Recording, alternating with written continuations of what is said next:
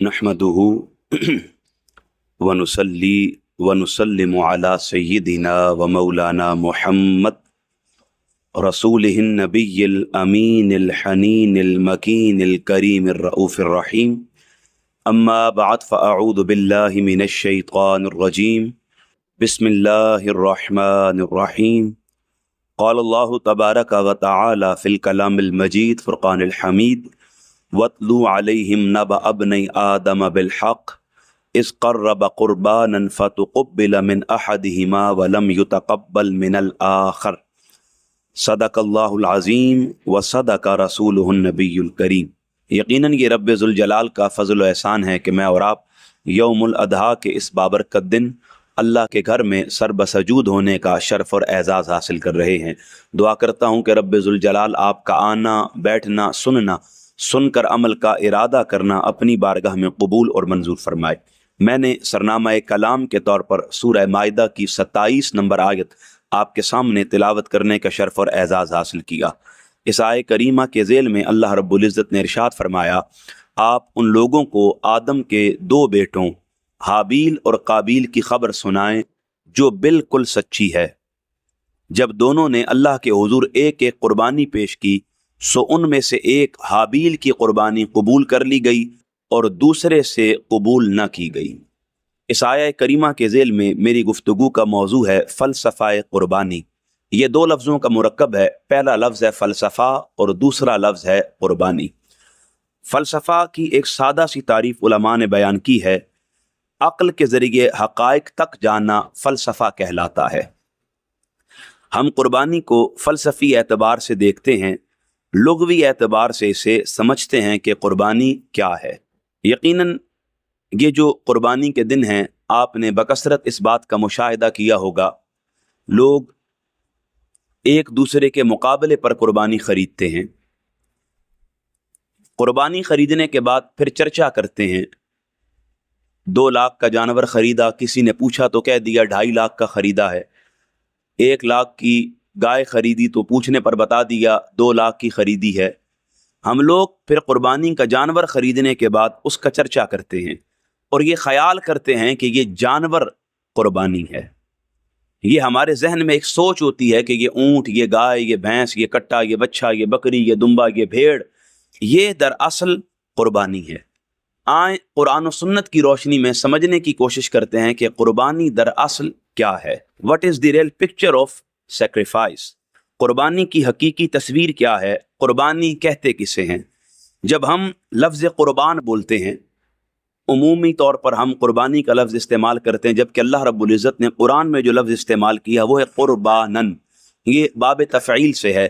जैसे कहा जाता है क़र्रबा युक़र्रिबु तक़रीबन, अल्लमा युअल्लिमु तालीमन। ये बाब तफ़ईल से है। इसका माना है करीब होना। पंजाबी में कहते हैं नेड़े होना। इसलिए आम तौर पर अगर लुग़वी तारीफ़ समझने के बाद इसकी इस्तिलाही तारीफ़ पर गौर करें, कुर्बानी के लफ्ज़ की इस्तिलाही तारीफ़ ये है, हम समझते हैं कि सिर्फ जानवर ये कुर्बानी है, जबकि कुर्बानी की असल ये है कि हर वो फेल, हर वो काम जो बंदे को उसके परवरदिगार के करीब कर दे, वो कुर्बानी है।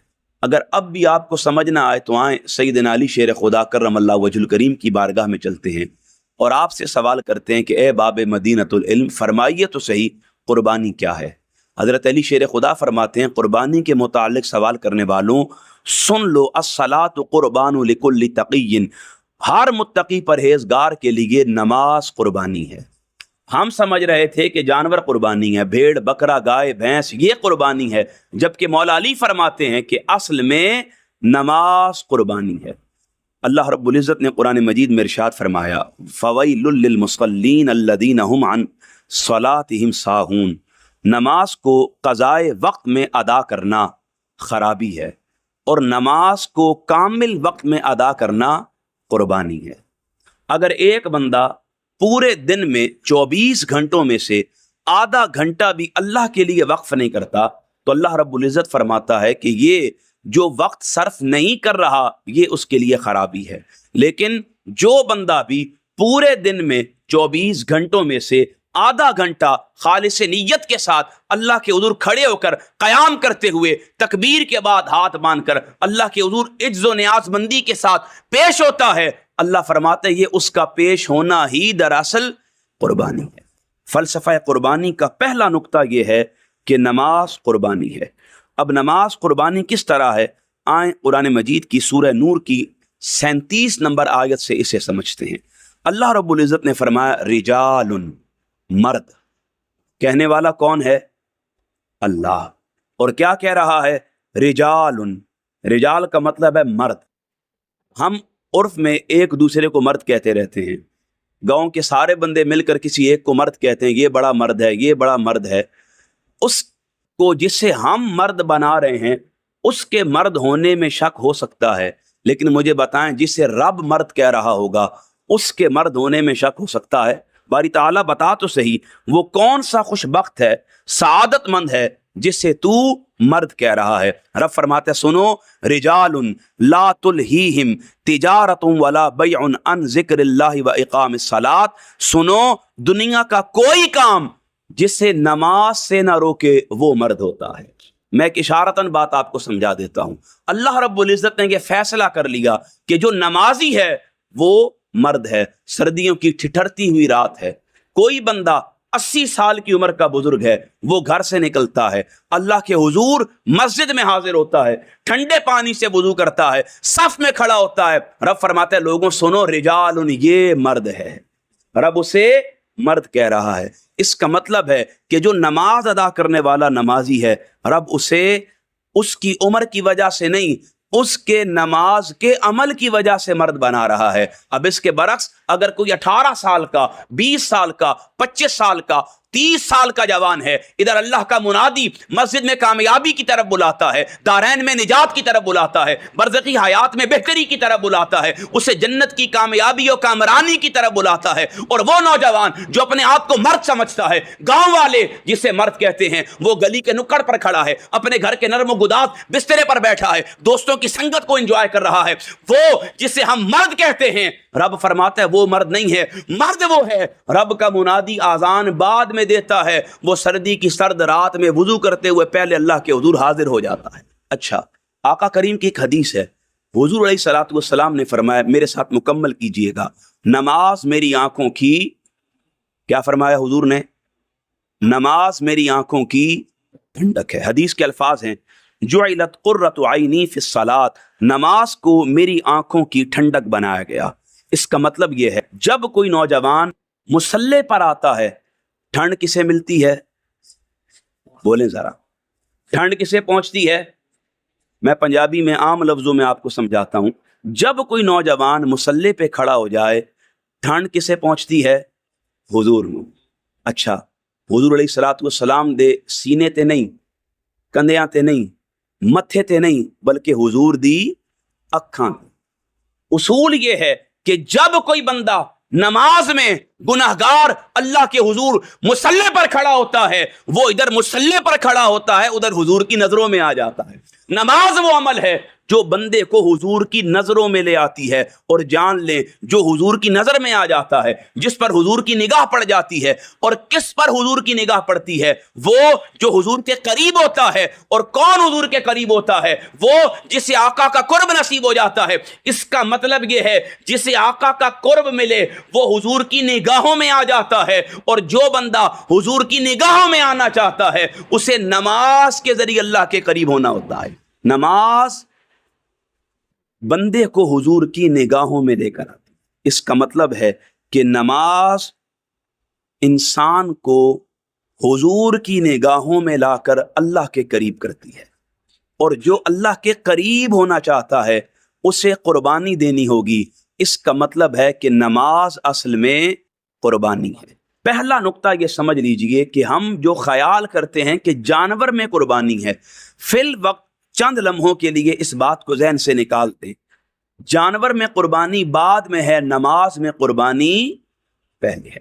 اور میں اسے سمجھانے کے لیے ایک اور آسان مثال قرآن سے دیتا ہوں۔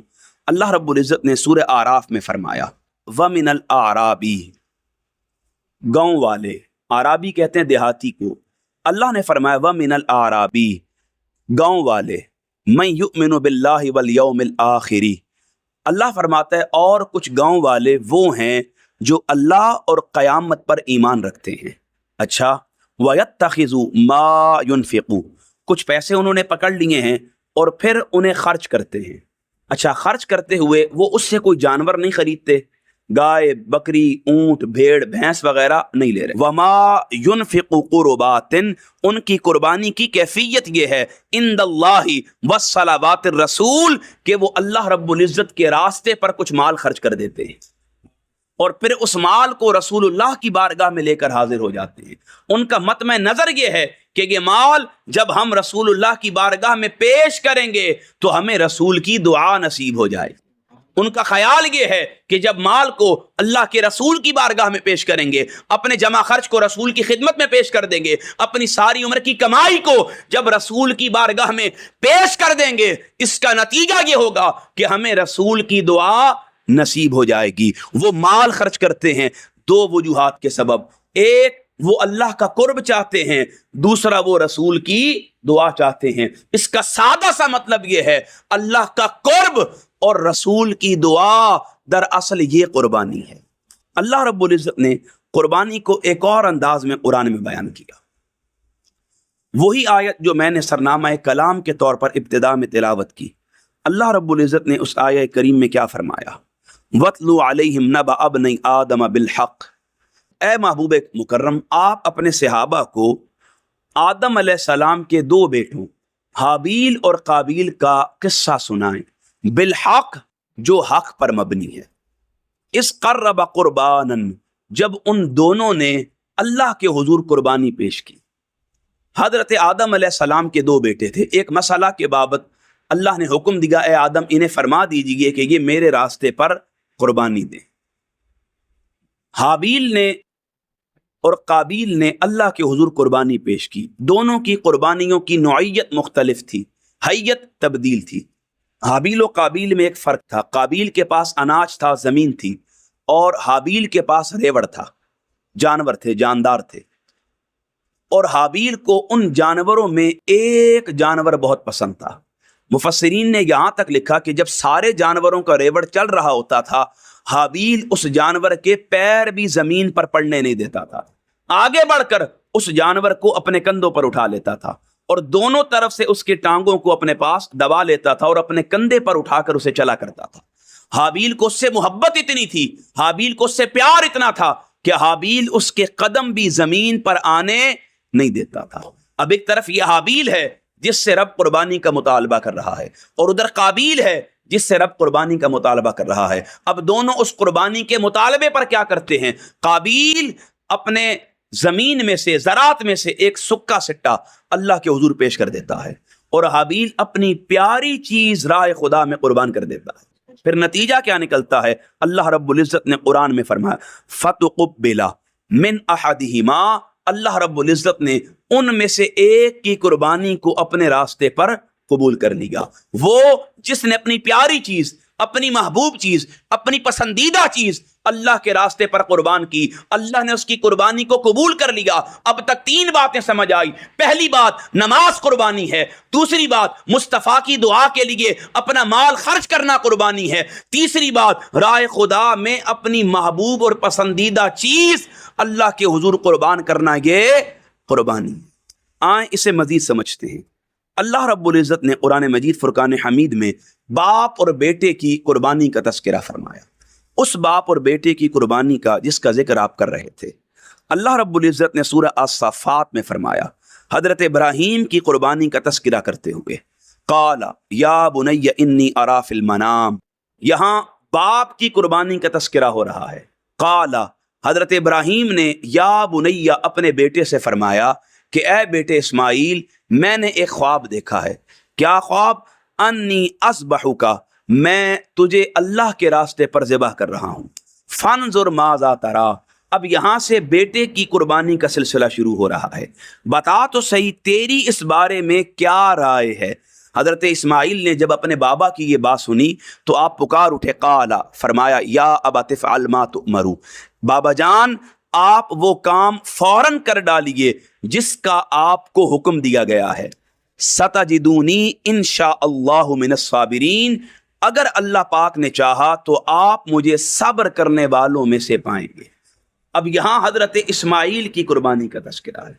एक तरफ बाप की कुर्बानी का जिक्र है कि जिसे इस कायनात अर्जी में अपनी औलाद सबसे ज्यादा महबूब है, और वो इब्राहीम जिसकी सारी जिंदगी तकालीफ से इबारत है, मुश्किलात से इबारत है, इम्तिहानात से इबारत है। रब उन्हें एक और आजमाइश में मुब्तला करते हुए फरमा रहा है कि इब्राहीम अपने बेटे इस्माइल को मेरे रास्ते पर कुर्बान कर। और अब हजरत इब्राहीम अपने बेटे से रब की उस कुर्बानी का जिक्र कर रहे हैं, और आगे बेटा भी किस कदर अपने बाप का फरमा बरदार है। मेरी ख्वाहिश और चाहत यह है जो आपको हुक्म मिला है आप फौरन से पहले वो काम कर लीजिए।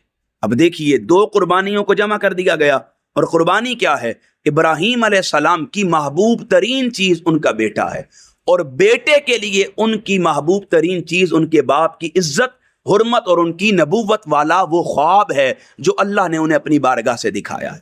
अब बेटा अपने बाप के लिए और बाप अपने बेटे के लिए कुर्बानी दे रहा है। अब आप तसव्वुर कीजिए, अल्लाह रब्बुल इज्जत के हुजूर में अपनी महबूब तरीन चीज कुर्बान कर देना, ये क्या है? कुर्बानी है। अपनी पसंदीदा चीज को अल्लाह के हुजूर कुर्बान कर देना, ये कुर्बानी है। अगर आप और मैं कुर्बानी के फलसफा को, उसकी हकीकत को समझना चाहते हैं तो जान लीजिए, सिर्फ जानवर कुर्बान करना यह कुर्बानी नहीं है। सिर्फ जानवर खरीद कर ले आना, उसकी खिदमत कर लेना, फिर उसको ज़िबह कर लेना और गोश्त खा लेना, इसे समझना कि यह कुर्बानी है, तो यह कुर्बानी नहीं है। कुर्बानी की पहली शर्त वो नमाज है।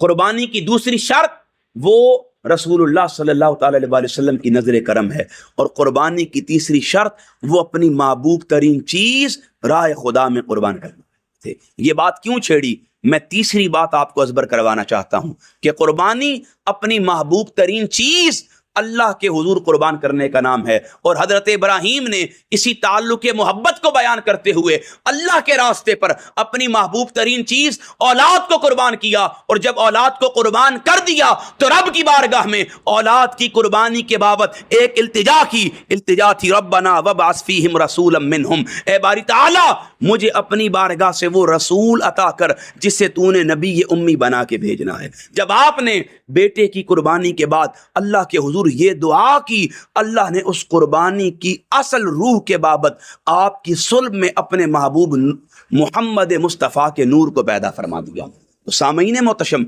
अगर कुर्बानी खालिस नीयत के साथ, कुर्बानी अल्लाह के हुजूर नेक जज्बा के साथ हो, तो उस कुर्बानी का अजर, उस पर इनाम ये है कि आप कुर्बानी अल्लाह के हुजूर बाद में करते हैं, रब गुनाहों को माफ पहले कर देता है, रब बख्शिश का परवाना पहले अता कर देता है, रब जिंदगी को तब्दील पहले कर देता है, रब अहवाल व वाक़यात को तब्दील पहले फरमा देता है। लेकिन अगर गायत नजर में सिर्फ ये ख्याल रहा कि हमने गोश्त पोश की हद तक इस जानवर को कुर्बान करना है, इसके साथ राह रस्म को हमने सिर्फ रस्मी रखना है, तो फिर जान लें अल्लाह को न हमारा गोश्त पहुंचता है और ना ही खून पहुंचता है, उसे सिर्फ हमारा तकवा पहुंचता है।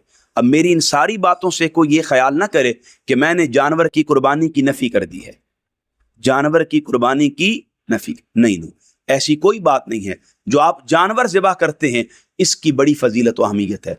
सुनन इब्ने माजा की रिवायत है, हजरत ज़ैद बिन अरकम रिवायत करते हैं कि सहाबा किराम आका अलैहिस्सलातु वस्सलाम की बारगाह में जलवा फरमा थे।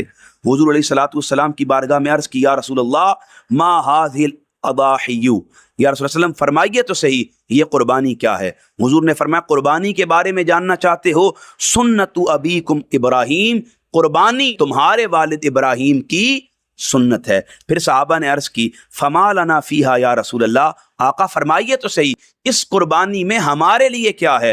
हुजूर ने फरमाया, बिकुल्ली शारतिन हसना, कुर्बानी के एक एक बाल के एवज तुम्हारे लिए नेकियां हैं। अल्लाह रब्बुल इज्जत ने कुर्बानी के जानवर के जरिए हमें अपना कुर्ब अता करने का रास्ता हमवार किया। बस कुर्बानी का जानवर भी अल्लाह के हुजूर कुर्बान करें, लेकिन छुरी चलाने से पहले अपनी नफरतों को कुर्बान करें, अनाओं को कुर्बान करें, आपसी कदूरत को ख़त्म करें, एक दूसरे से रंजिश को ख़त्म करें। क्यों? अगर आप रंजिश को, कुदूरत को, आपसी नात को, एक दूसरे के लिए मुनाफरत को ख़त्म नहीं करेंगे तो आप कभी भी इस खून बहा के ज़रिए अल्लाह का कुर्ब हासिल नहीं कर सकेंगे। اللہ ہم سب کا حامی و ناصر ہو، ہمیں عمل کی ہمت و توفیق عطا فرمائے۔